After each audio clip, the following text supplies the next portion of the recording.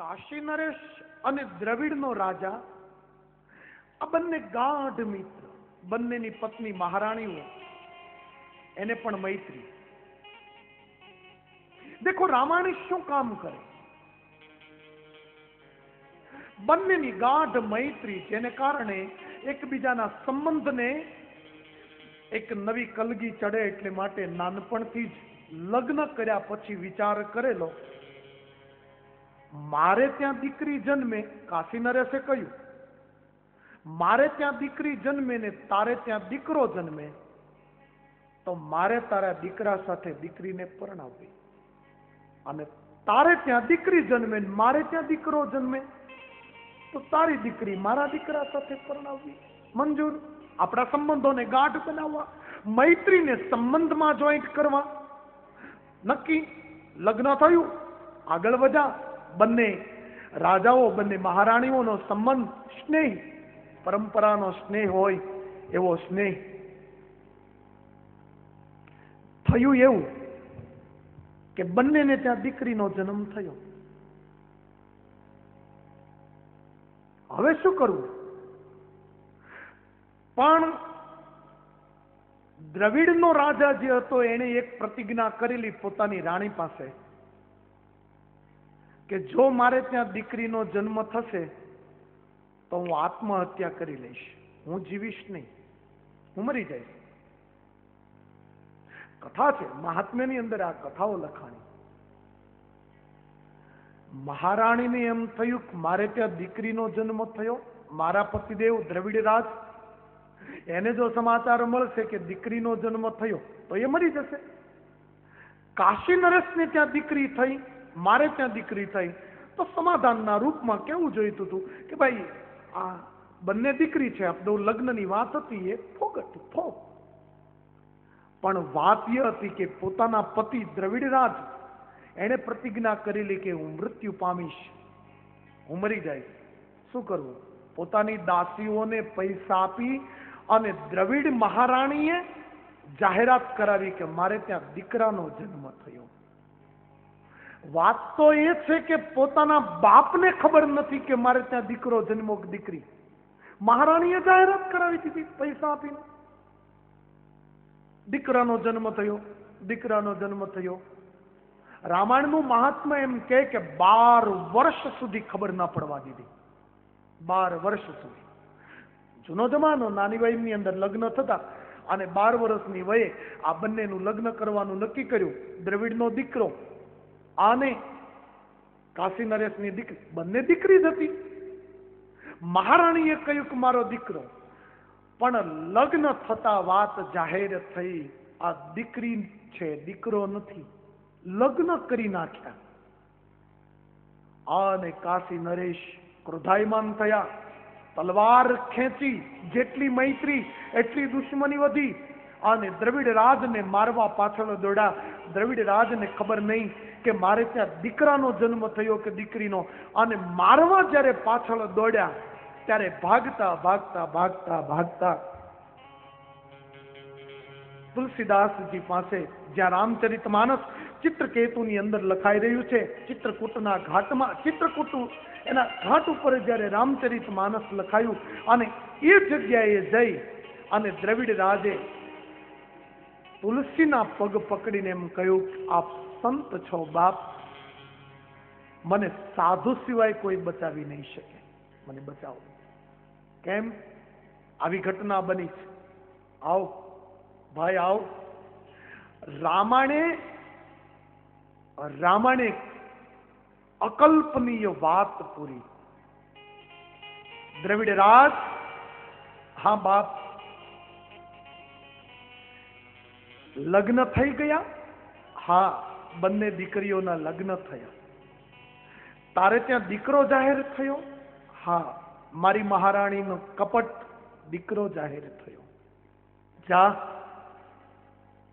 તારી મહારાણીને બેસાડી, તું પણ બેસ. ચાલ, રામાયણની કથાનું તને શ્રવણ કરાવું. 9 દિવસ રામાયણની કથાનું શ્રવણ કરીશ ને તો તારી દીકરી દીકરાના રૂપમાં પરિણિત થઈ જશે. જા, દીકરીના દીકરા બનાવે એ રામાયણ. દીકરીના દીકરા.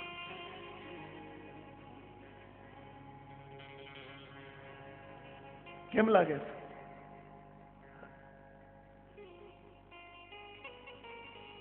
બને? દીકરીના દીકરા? આપણું બૌદ્ધિક માઇન્ડ, લોજિક એ વિચાર ન થઈ શકે. આપણે લોજિક વાળા માણસો છીએ. આજના બુદ્ધિજીવી માણસો તુરંત ક્વેશ્ચન કરશે અને ધેર ઇઝ નો આન્સર, એનો કોઈ જવાબ નથી. આવો તમને લઈ જાઉં. સુરેન્દ્રનગરની પાસે રતનપુર ગામ છે. આજની વાત, આજની, સ્વામી છે ને મારે સંતો જાણે છે, આજની વાત. આ બૌદ્ધિક અને વૈજ્ઞાનિક યુગના સમયની અંદર હળાહળ કળયુગમાં 2012 નો એન્ડ. અમારે સત્સંગી છે, એક નાનું એવું રતનપુર ગામ છે. મને તો પ્રસંગ આવ્યો ને એટલે આ વાત કરું. આ રતનપુર ગામની અંદર બે બેનપણીઓ છે. ભૂપતભાઈ, તમને કદાચ ખબર ના હોય તો, બે બેનપણીઓ નાની એવી ભણવા ગઈ, કોલેજ ભણી અને તૈયાર. પણ એના બાપને 7 દીકરીઓ અને 7 દીકરી માયલી. આ છેલ્લી દીકરી મૂળીના સંતો પાસે જઈને પ્રાર્થના કરે, સ્વામી ભગવાનને પ્રાર્થના કરો ને, દીકરી લક્ષ્મી છે, ના નથી પણ એકાદ આપણે ત્યાં સંસારમાં નથી દીકરી, પછી દીકરો ન હોય એટલે દીકરી ઉપર દીકરી, દીકરી ઉપર, આવા તો ઘણા ઘર. 7 દીકરી. કોઈ સંતે એમ કહેલું જા તારે ત્યાં દીકરો થશે હવે, અને દીકરી 7મી દીકરી જ આવી. દીકરો થશે ને દીકરી આવી, અબ ક્યાં કરે? ગયા સંતો પાસે. બાપ આપના આશીર્વાદ હતા, દીકરો થશે, 7મી દીકરી આવી, કંઈક દયા કરો ને ભાઈ. દીકરી એ દીકરો છે, જાને દીકરો છે માનજે. શું તારે દીકરાની જરૂર છે? દીકરો છે માનજે. દીકરી મોટી થઈ, નામ પાડ્યું એનું ગૌરી. કોઈને મળવું હોય તો આવજો, એડ્રેસ આપીશ. આજે પણ ગૌરી છે. ભણવા ગઈ, કોલેજ કરી, એની બેનપણી 20 વર્ષની ઉંમર થઈ. શરીરમાં ખબર નહીં કઈ તકલીફને કારણે એને અમદાવાદ બતાવવામાં આવ્યું. અમદાવાદના ડોક્ટરે કહ્યું કે જાઓ તમે બોમ્બે લઈ જાઓ. આઈ ડોન્ટ નો બ્રિસ કેન્ડી કે જસ્ટલો, ગમે ત્યાં લઈ ગયા.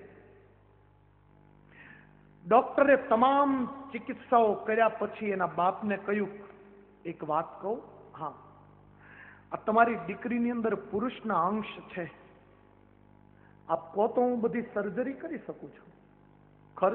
ખર્ચની વાત કરી અને ડોક્ટરે એની ચિકિત્સા કરી, સર્જરી કરી. દીકરીમાંથી દીકરી, એનો દીકરો થયો અને એનું નામ ગૌરી હતું. એ ગૌરાંગ પાડ્યું અને પોતાની બેનપણીની સાથે લગ્ન કર્યું. અને આજે પણ એ ગૌરાંગ ભાઈ કદાચ 40 વર્ષ આસપાસની ઉંમરના, 45 વર્ષની આસપાસના, એને 2-3 દીકરાઓ આજે છે અને હજી મંદિરે ગઢપુરની અંદર ક્યારેક ક્યારેક દર્શન કરવા આવે. 20 વર્ષ પછી દીકરીનો દીકરો થાય. અને આજની ટેકનોલોજી અને આજનો જો માઇન્ડ અને આજનો ડોક્ટર જો દીકરીને દીકરો કરી દેતો હોય તો શું અમારા સાધુઓ દીકરીના દીકરા ન કરી શકે? બાપ, અમારા સાધુઓની અંદર તાકાત છે. હાથ ઊંચો કરે અને દીકરીના દીકરા થઈ જાય.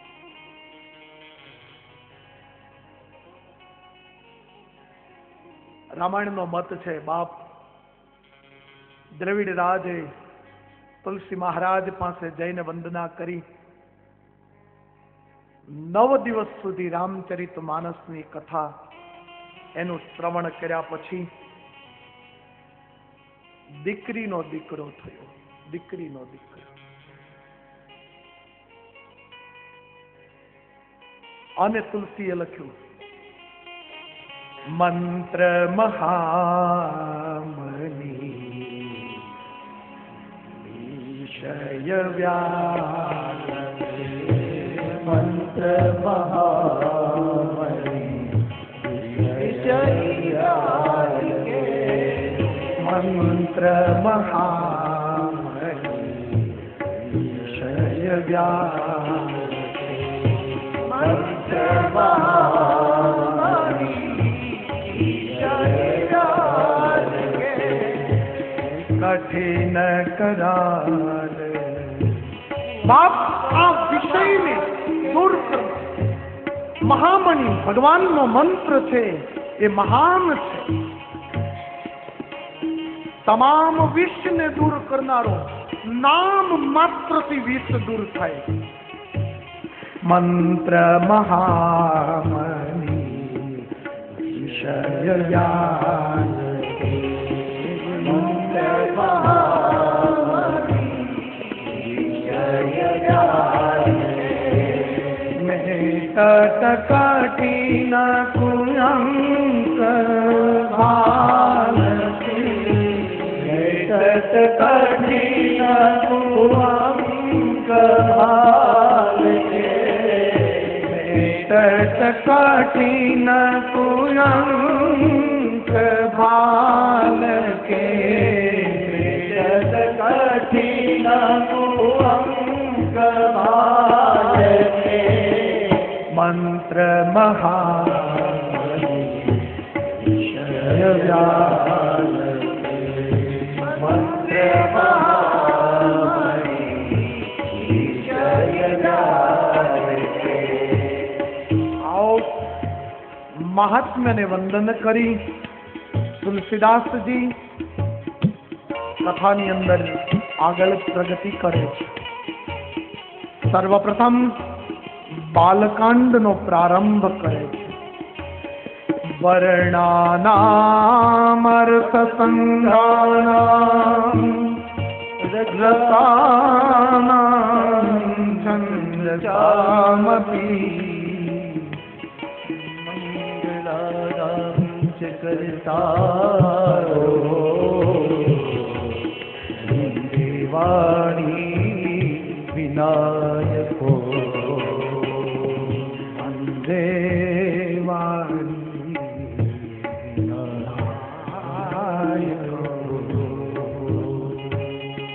નાના પુરાણ નિગમાગમ સંમતમ યત રામાયણે નિગદિતમ ક્વચિદન્યતોપી સ્વાંત સુખાય તુલસી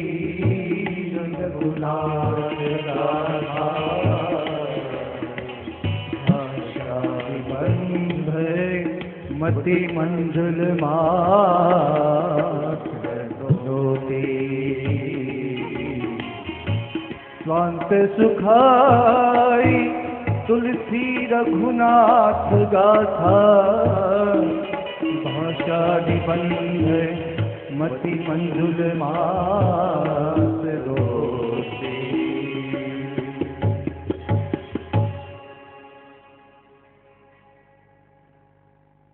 શ્રી તુલસીદાસજી સર્વપ્રથમ બાલકાંડનો પ્રારંભ કરે છે.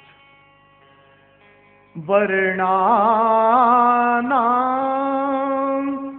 મર્થ સંઘાનામ ચોપાયો દોહાઓ અને છંદથી સભર શ્રી રામચરિત માનસનો જ્યારે પ્રારંભ કર્યો ત્યારે સંસ્કૃતના શ્લોકથી વંદના કરી. વર્ણાનામ અર્થ સંઘાનામ રસાનામ છંદસામપી મંગલાનામ ચ કર્તારૌ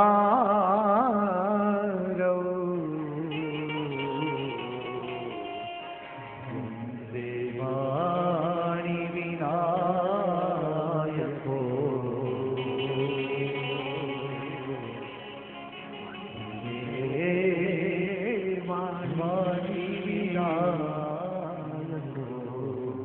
કમાલ કરી. વર્ણાનામ અર્થ સંઘાનામ, વર્ણ અર્થ સંઘ રામાયણનો પ્રારંભ વર્ણ શબ્દથી થયો. બહુ મધુર વાત આવી. સંતોએ કહ્યું ને, ન કોઈ ઈશ્વર, ન કોઈ રામ, ન કોઈ કૃષ્ણ, ન સ્વામિનારાયણ, ન શિવ, ન કોઈ હનુમાન. તુલસીદાસજીના મનની અંદર એક વિચાર સ્ફુર્યો, કોઈ ગ્રંથ એની ઉપર કોઈનો અધિકાર ન હોવો જોઈએ. માની લઈએ કે પ્રારંભ રામ વંદનાથી કરીએ અને કાલ કોઈ કૃષ્ણનો આશ્રિત એમ કહે, શિવનો આશ્રિત એમ કહે, એ તો રામ વંદના હૈ, એ અમારા નહીં. તો તુલસીદાસજીએ ભેદ મિટાવી દીધો. વર્ણાનામ, વર્ણનો મતલબ શબ્દ થાય. વર્ણ મીન્સ શબ્દ, પણ સંતોએ અર્થ કર્યો, ભેદ મટાયો. વર્ણાનામ અર્થ સંઘાનામ.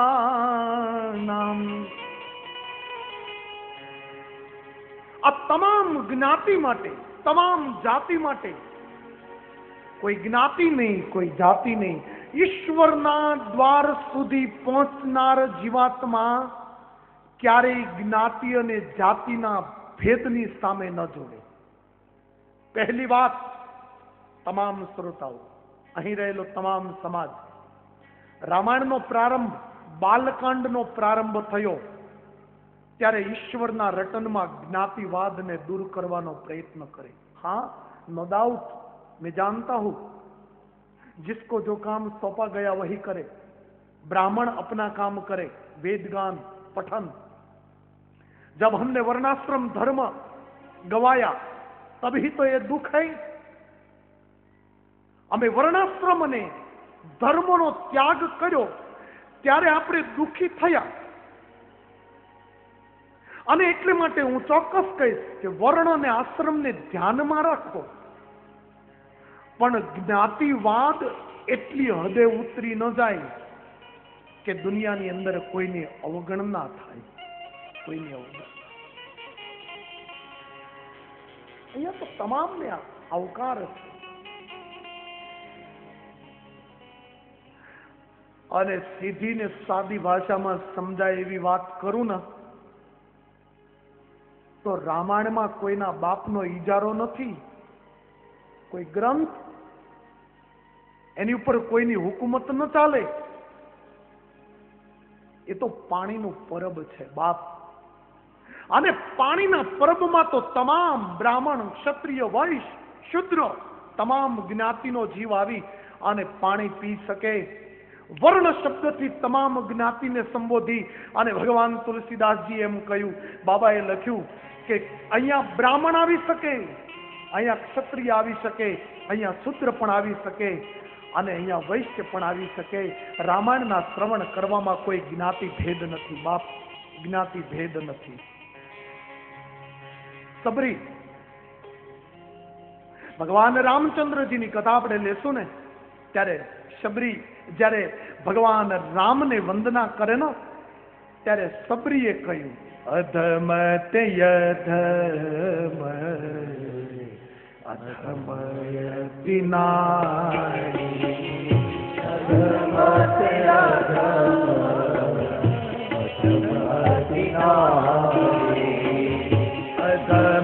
તે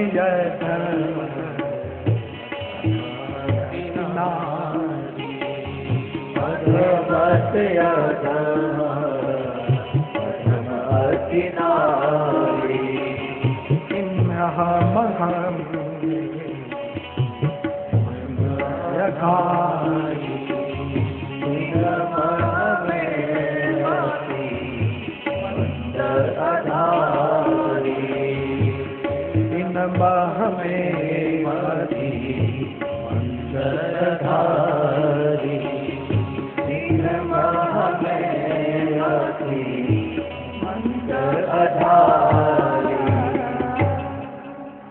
પ્રભુ રામ જ્યારે આવ્યા ને એ સબરીના આશ્રમમાં, ત્યારે સબરીએ ભગવાનને વંદના કરતા એમ કહ્યું કે પ્રભુ, હે રઘુકુળ નંદન, અધમ તે અધમ અધમ यति नारी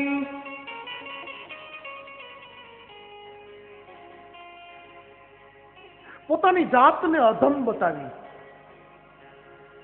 ઈશ્વરના ભક્ત ક્યારેય અધમ જ્ઞાતિના હોઈ શકે જ નહીં. ગીતા કર્મણ્યેવાધિકારસ્તે, ભગવાન શ્રી કૃષ્ણ નારાયણ કર્મણ્યેવાધિકારસ્તે મા ફલેષુ કદાચન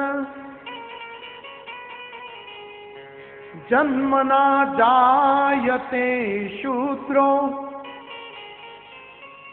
સુંદર વાત તો આ પદની અંદર કહી, જન્મના જાયતે શૂદ્રો કર્મણા બીજમુચ્યતે.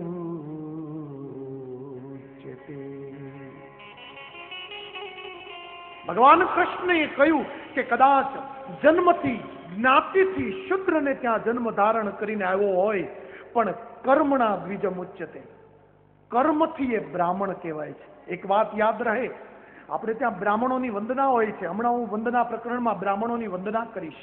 હું પણ અહીંયા ઉપસ્થિત બ્રાહ્મણોને વંદન કરું છું. એ પૃથ્વીલોકનું ધન છે, એ પૃથ્વીલોકના દેવ છે. બ્રાહ્મણોને વંદન હો. પણ સાથે એ વાત પણ કરું કે તમાકુ અને બીડીયુંનું સેવન કરનાર દારૂડિયા, દારૂ પીનાર બ્રાહ્મણ, માછી અને માંસને, હા જાઓ બિહારની અંદર, બંગાળની અંદર બ્રાહ્મણો માછીમાર છે. અમને અમારે કોઠારી સ્વામી એકવાર લઈ ગયા હતા. અમે ગંગાસાગર દર્શન કરવા ગયા હતા. કલકત્તાથી 100 किलोमीटर दूर गया तो बीच में आती है वो बाजार, નકરા માછીમારો. અમારી સાથે ડ્રાઈવર હતો. અમે એમ કહ્યું કે આ માછલા મારે આ માણસો. ત્યારે મને ડ્રાઈવરે કહ્યું, સ્વામીજી ये सब ब्राह्मण है, ये सभी ब्राह्मण है. ધિક્કાર. મેં ફૂકી નાખ્યું.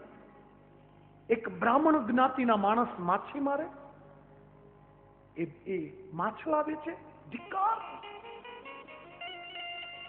એના કરતા તો હું કહું, એક ઝૂંપડીમાં રહેનારો, એક આપણો વાઘરી કુટુંબનો માણસ, એક હરિજન, એક ભંગી, એક શુદ્ર, પણ હરિનામ સંકીર્તન કરતો હોય તો એને મારી સલામ છે. ધિક્કાર છે એ બ્રાહ્મણને, ધિક્કાર છે. હરિનું નામ લેતો હોય. જન્મ ના જાયતે શુદ્રો. ગીતા જન્મ ના જાયતે શુદ્રો. કદાચ જન્મથી શુદ્ર હોય, પણ કર્મણા દ્વિજમુચ્યતે. કર્મથી દ્વિજ કહેવાય બાપ, કર્મથી. અને ભગવાન રામે તુરંત કહ્યું, અધમ તે અધમ અધમ યતિ નારી. સબરીએ કહ્યું, પ્રભુ હું તો અધમ નારી, તમે મને ધન્ય બનાવી બાપ. આજ મારા ઘેરે આવી અને મને ધન્ય બનાવી. મારી જેવી ભીલ જ્ઞાતિની નારી, હું તો અધમ નારી છું. મને કોણ મારું, મારી રક્ષા કોણ કરે, મારો ઉદ્ધાર કોણ કરે બાપ? તમે અહીંયા પધાર્યા.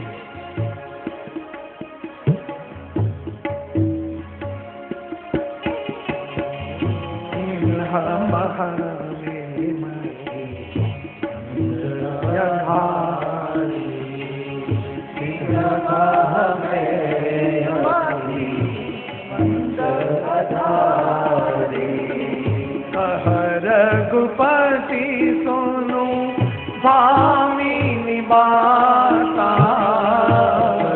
રઘુપતિ સોનુ સ્વામી નિબાતા. રઘુપતિ સોનુ સ્વામી નિબાતા. रघुपति भगवान राम बोला मानव एक करना मानव एक करना मानव एक करना मानव एक करना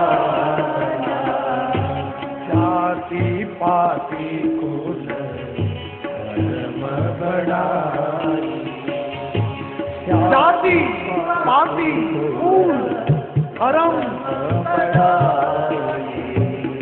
जाति पाति कुल बढ़ाई जाति पाति कुल धर्म बढ़ाई धन बल परिजन चतुराई धन बल परिजन चतुराई धन बल परिजन चतुराई धन बल ભગવાન રામચંદ્રજીએ કહ્યું સબરી હું તો ભક્તિને માનું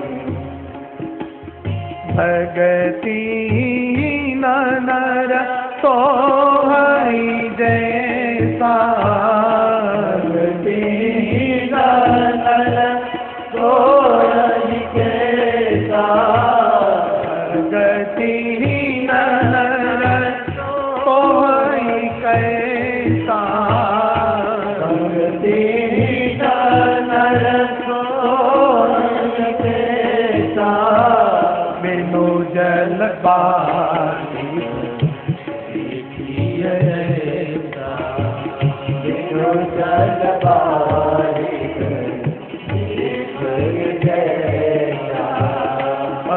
रघुपति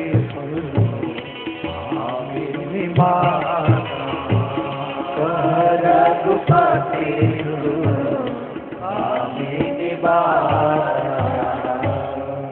भगतिहीन नर सोहई कैसा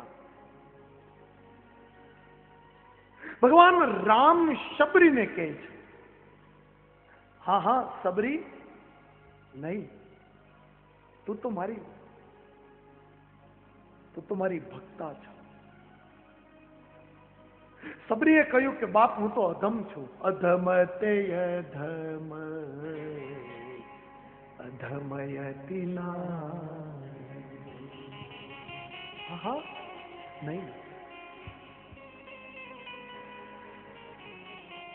મારે બ્રાહ્મણ હોય ક્ષત્રિય હોય વૈશ્ય હોય જાતિ પાતિ कुल धर्म बढ़ाई धन बल परिजन गुण चतुराई धन बल परिजन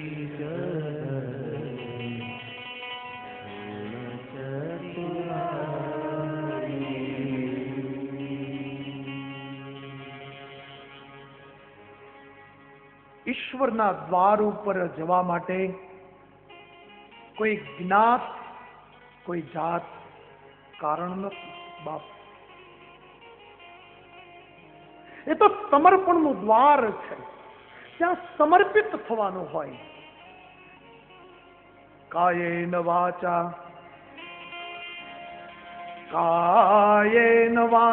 મનસેન્દ્રિયર્વા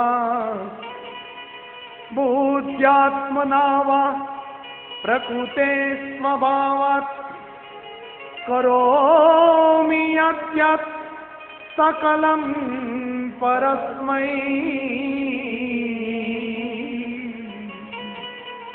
नारायण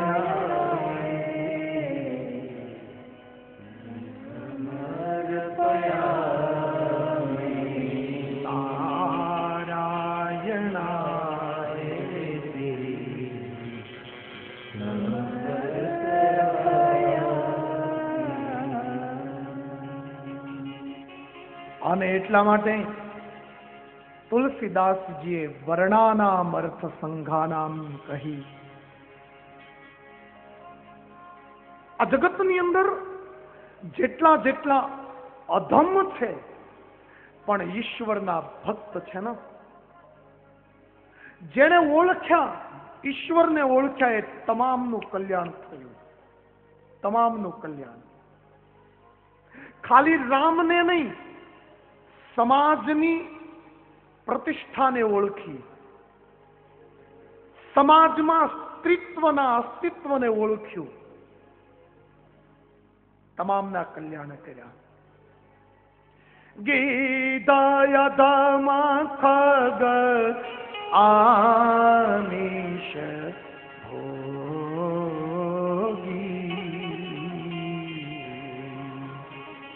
ગતિ દીજો જાગત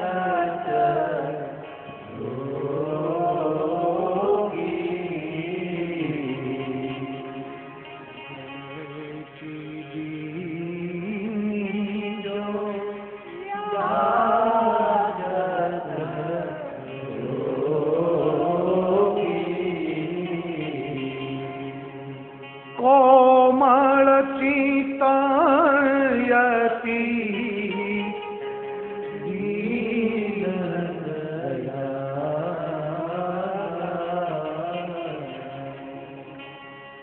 કારણ બીનો રઘુ નાથ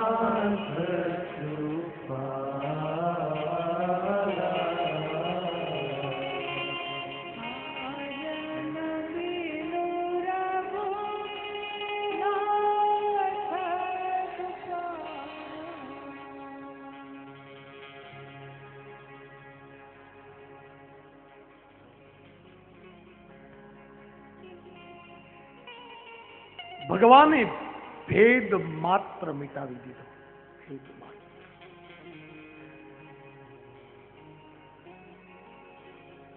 સાત મંત્રોની અંદર વંદના કરી ભગવાન હવે વંદના પ્રકરણ શરૂ કરે છે. બાબા તુલસીદાસજી ગ્રંથના પ્રારંભની અંદર વંદના પ્રકરણ શરૂ કરે છે. તમામ દેવોને, ભગવાન શ્રી રામને, બ્રાહ્મણોને, સજ્જનોને, દુર્જનોને, અવધપતિને, તમામને વંદના. 5-10 મિનિટ માટે વંદના.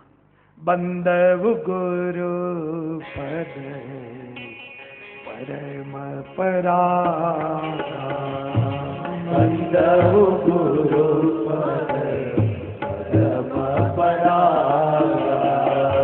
ગુરુજી સુવાસ અનુરાગ, ગુરુજી સુવાસ અનુરાગ, અમિય મુનિ